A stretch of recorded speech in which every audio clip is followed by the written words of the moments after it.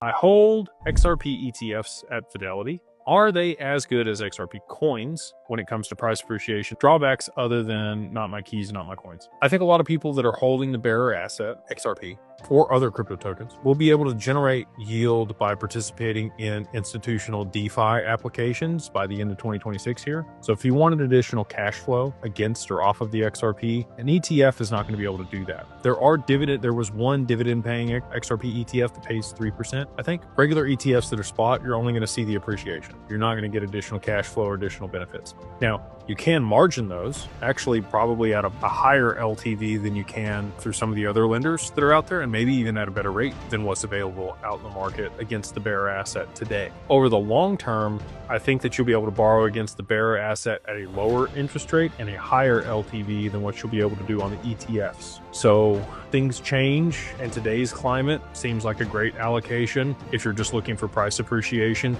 Again, I think that that's probably also, one more tick down the risk curve than holding the actual asset. So like Evernorth is a couple ticks up the risk curve because it's a DAT. An XRP ETF is probably a lower risk option to be able to get an allocation to XRP versus holding the bearer asset itself. Now, less risk, less return, more risk, more return is kind of how that works, right? I think you'll have more flexibility and opportunities to be able to use the XRP to your benefit over the long term, but the ETF is going to give you a one-to-one price appreciation. They hold a certain amount of XRP per share of the ETF. If they have to do a stock split over the long term on the ETF, they could, or they could just tokenize it and people could own 1,000th of a share, later on, like I think they probably will.